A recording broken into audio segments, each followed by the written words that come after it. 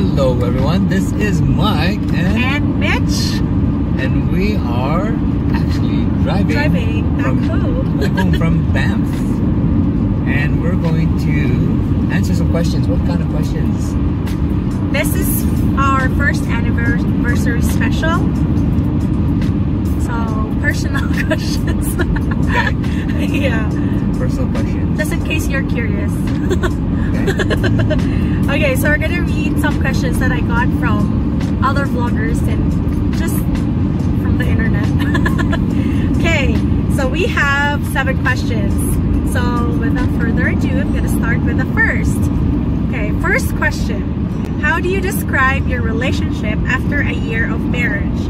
Do you think you are still on honeymoon stage? You first. The first year? Yeah. Are we still in the honeymoon stage? Yeah. How do you describe the relationship after a year of marriage? I definitely think we've grown from after the first year. We've experienced we had a lot of experiences. It's only just after a year of marriage, and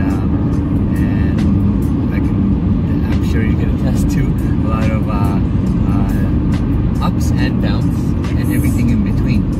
Yes. So, are we still in the honeymoon stage? I think there's times where we are, Yeah. but it's not always Yeah. going to be honeymoon stage.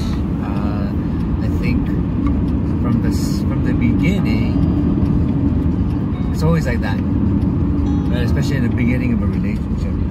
But for us, when it comes to our marriage, we've already known each other for some time already, right? So 4 years. yeah, 4 years prior to getting married. So, Yeah. but I think it can still there can be times where it feels like honeymoon stage, and then there's times where it's not necessarily. It's getting real. It gets real, which is how a relationship is. What a relationship is all about. For me, by the strict definition of honeymoon stage, I don't think we've gone through honeymoon stage. Like for me, just my opinion, because by definition, honeymoon stage is like all highs, and you're not really facing hard challenges yet, and it's like putting your best foot forward all the time and just enjoying each other's company, and you tend to not touch, like, you know, potential conflicts or arguments, because for me, we didn't really go through, like, for me, it wasn't, I don't see a relationship as like from easy to hard, because for me, from the start was the hardest. For me, the start was the hardest. There was a lot of adjustment, and because I think you were so guarded too, right? It's different, because I mean, I can understand because of your past experience, but it was harder for me because I felt like I couldn't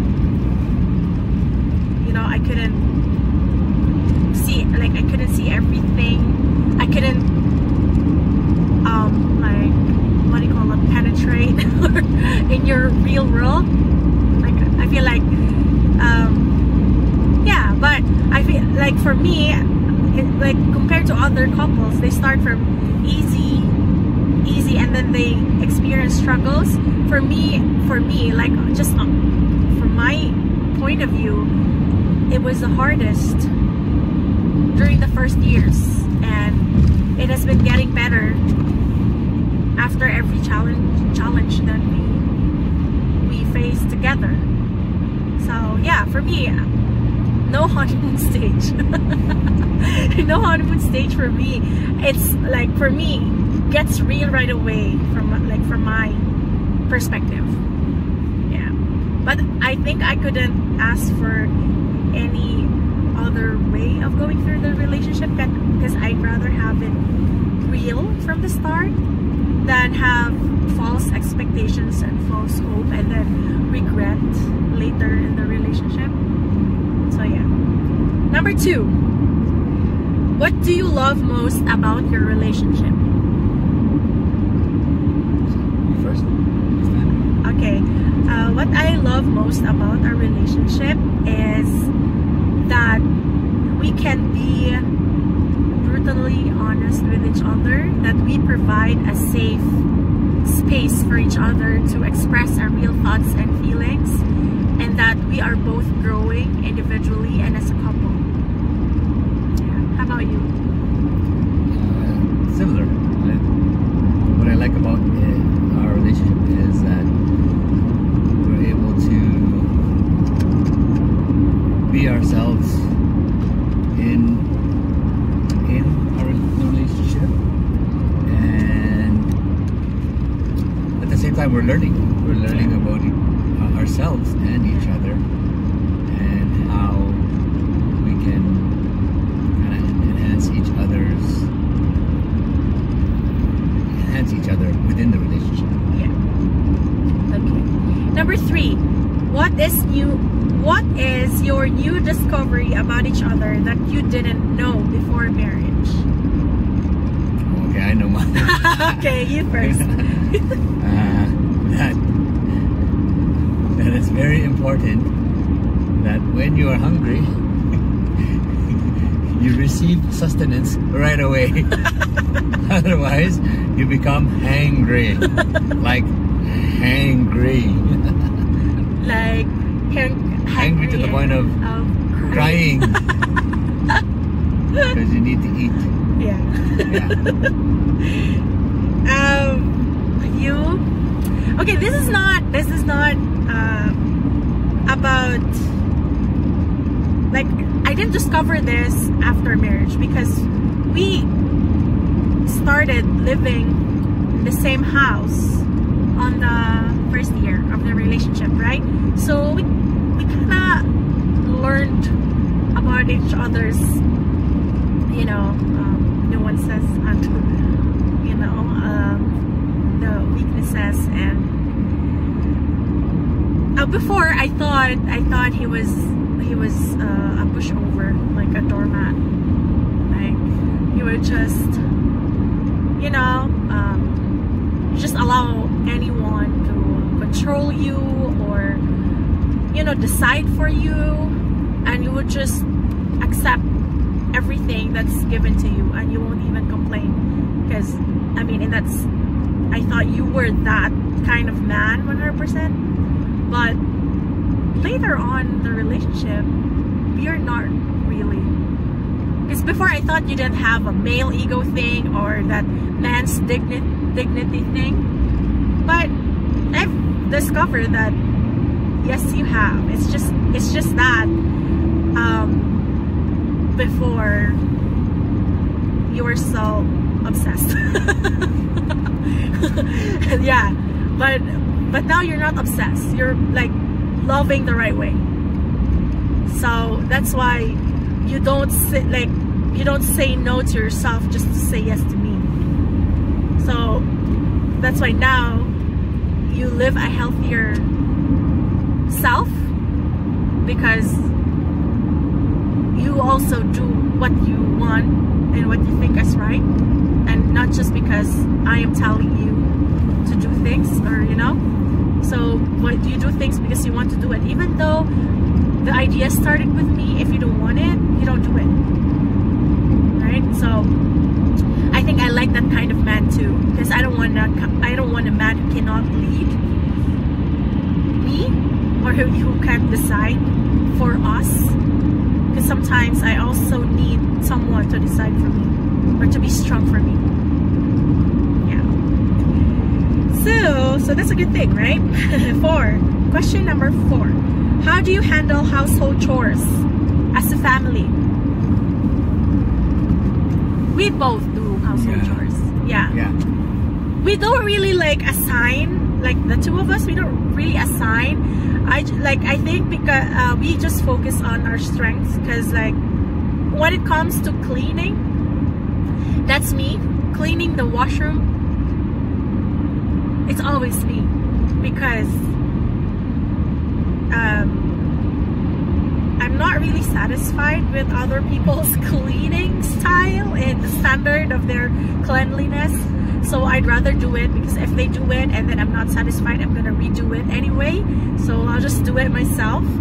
Yeah, so Mike has never cleaned the bathroom since we started living together. It has always been me, because that's my pet peeve too, like a dirty bathroom. And when it comes to laundry, it depends who has time and who needs something from the laundry basket.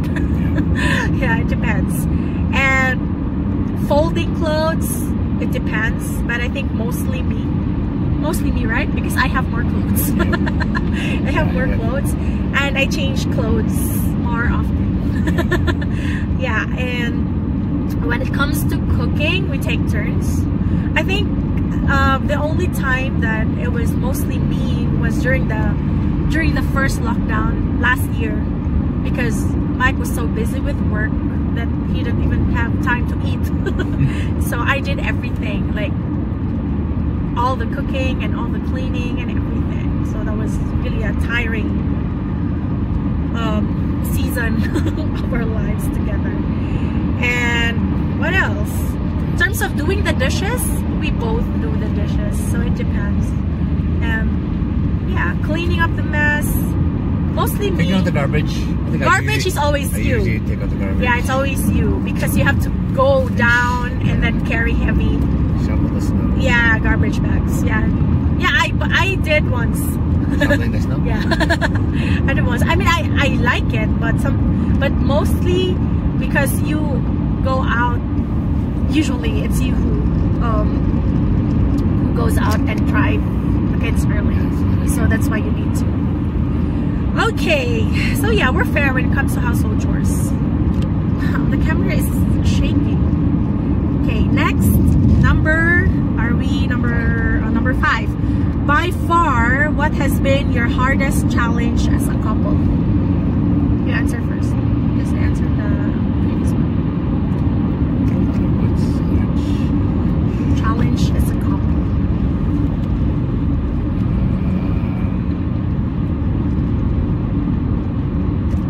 Dealing with outside conflicts. Yeah, I agree.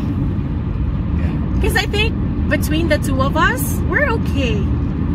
Like, we like each other like 98% of the time. Yeah, we like each other 98% of the time. Usually we have conflicts when, you know, there are people around us who would start conflicts that, you know, this is one of the things that, I mean, it's the hardest challenge, because this is one of the things that made me think twice about having a relationship with him, because I really like him. I really like to spend a lifetime with him, but it's the people around him that I have issues with.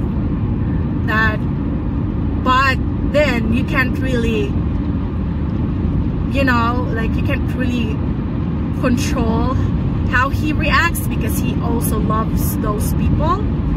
And you know, it's also unfair to like make him choose, because he loves everyone. So yeah, it's one of the things that we can't one of the things that we don't really have control over, because those are outside our relationship, like our main relationship. And yeah, that's also one of the things that, you know, sometimes when I experience self-pity, that's one of the things that I complain about, is that my people, my family and my friends never gave you heartache and heartache and headaches, like everyone on my side. But you know, on your side, I don't know, there's just a lot of drama on your side. So that's the hardest challenge for me. But aside from outside factors, nothing really, right? Nothing really between us, nothing really. I mean, we love each other's company. Like, even like during the lockdown, like we've proven that, because I thought I would be bored or I'd get tired of him, but no, right? I told you that. I really like his company. I don't know, I can't speak for you. Do you like my company? Yes. So guys, we're okay unless like other people from outside the relationship would, you know, do something. Or what is the Tagalog of gulo? Would make gulo.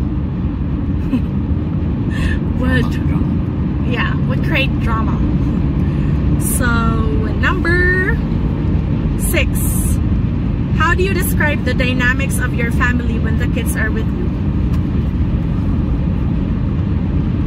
Is it me or you? Okay. So we get the kids on and off.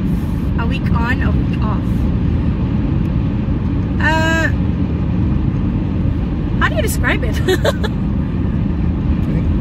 What's the right word to describe it? There's a right word. I think just we are a family. It's just normal. It's normal. Like each family has their own dynamics. Yeah. Depending on who the relationship that's been built with those people. Like so, the dynamics comes from that, right? How you relate to each other. Yeah. And I think that's changing because everyone's growing. Everyone's changing, especially at that age. If you're like they're all teenagers now, right? Yeah. So there's a lot of change. There's a lot of hormones. There's a lot of changes, and also the influences. Yeah, their viewpoints, their influences, their perspective. Yeah. So it also changes. Yeah. Although I would say, because I mean, this is me in general, like the type of person that I am. I am kids lover. I love kids so much, but I'm not so much like, I don't, in general, I'm not good at dealing with teenagers.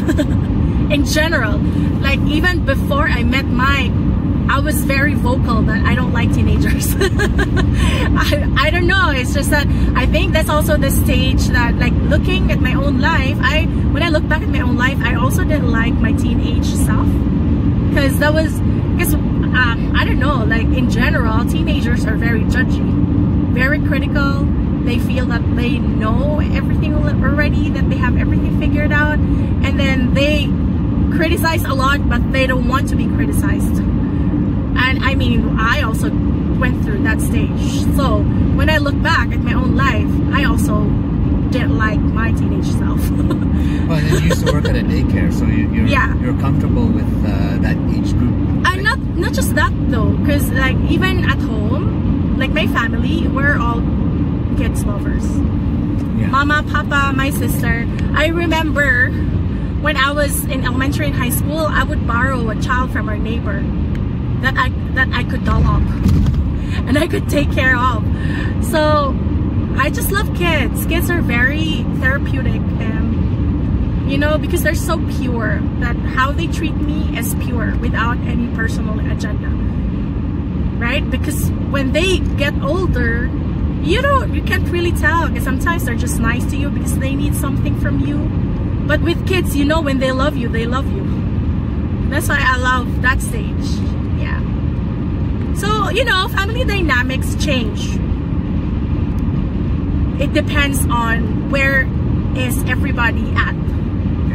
Right? Because sometimes it also depends, not just the kids, also the parents. Like when the parents are, let's say, having challenges at work, sometimes they are also not the best people to talk to or to be with.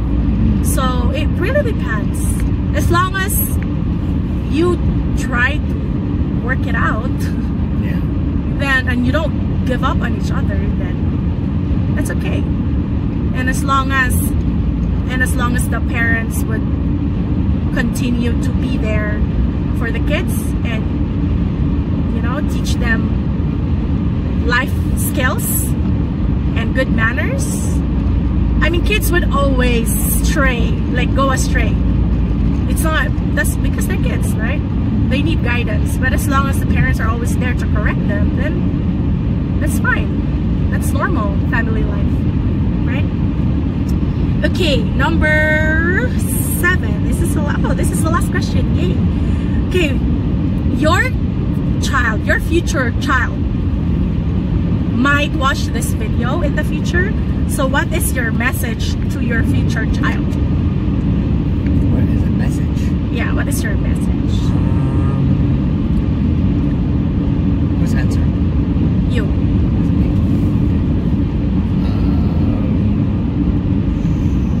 My message? Yeah.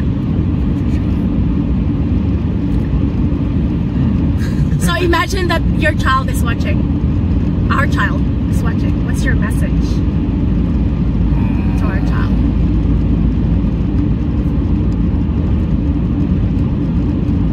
Always important to learn,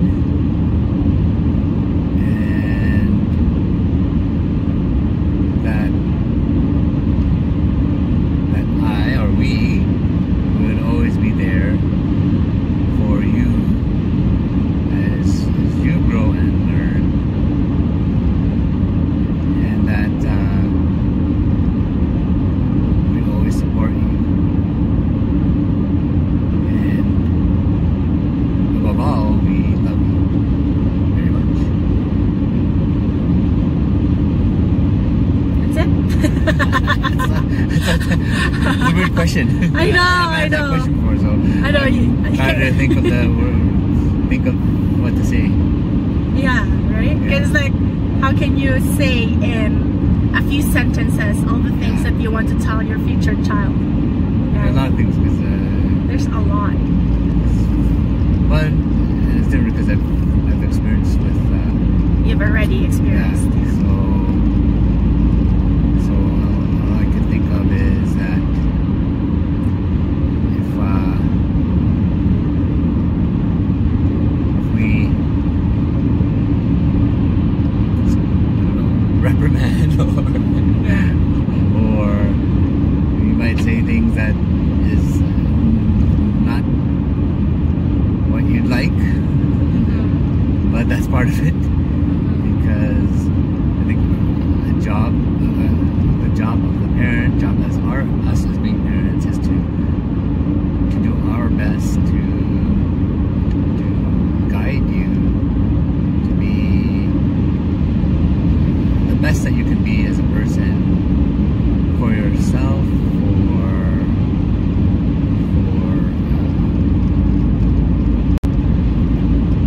those around you who care about you, and to be This is how raw as this can get. See, you know, you can tell from this question that Mike is really, you know, he's not comfortable like talking about very touchy-feely stuff. Yeah, but I mean, he's improving, right, B?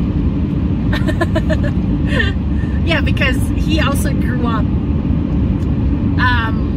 in that kind of, like, with a dad who's also not into touchy-feely, right? Stuff. Yeah. He's a good dad. Yeah. He's man of few words. Man of few words, But and he has a really big heart. yeah.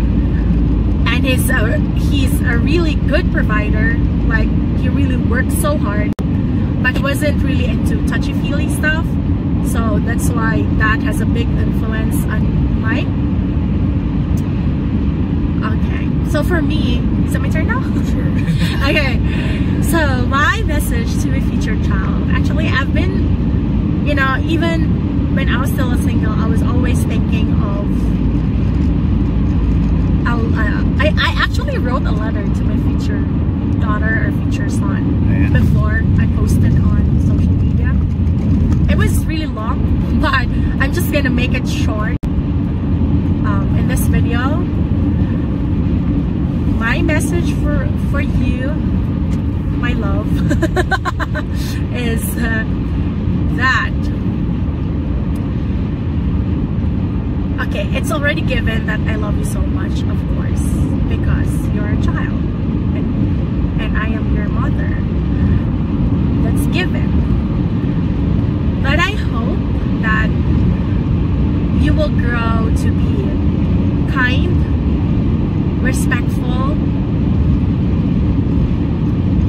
generous, and a person who loves God. And I hope you would also grow up to be a very responsible person, and that you can contribute great things to the society, and in any way you can. Depends on whatever talents or skills that you have. But I hope you'll turn out to be a really good person, because that would also make us feel really proud, and you will be our legacy to this world. Pressure. It's a pressure, but being a good person is a good pressure. We all need pressure. Pressure is good as long as it's being good. I'm not gonna ask you to be the greatest scientist or, you know, those kind of pressures, but I really hope and pray that you will become a good person. If you're gonna be a good person with a good heart, then I'll be so happy. I'll say I have succeeded in this life. Yeah. That's gonna be my greatest achievement if my child will turn out to be a really good person. Okay, is that the last question? I think that's the last question. Okay, so that's our first anniversary special, guys. So you've learned more personal stuff about us. But this is one of the things that we talked about so many times, that it's okay to share personal stories to people, because we don't know how many people we can inspire and how many people we can help when they learn that even us go through things, and even us face the normal challenges and struggles that you also face. So it's not always a walk in the park. We've been married for only a year, but we've been through a lot of ups and downs. It's just that we don't share all our downs, because why? I mean, while we're going through our downs, we don't really talk about it with other people, because it's better that we resolve our issues within ourselves first, you know, and then just share our story after, so people can learn from us. So that's our point of having this kind of videos, so we can help others, as other videos of other vloggers and other people have also helped us and inspired us. So we're just paying it forward. Okay, so thank you so much. We're almost in Calgary. Yeah. So we are now close to what is this? South area of Calgary. Yeah. Southwest. So we're gonna end it here. So thank you so much for watching, guys, and see you in the next one. Don't forget to like and subscribe. Bye.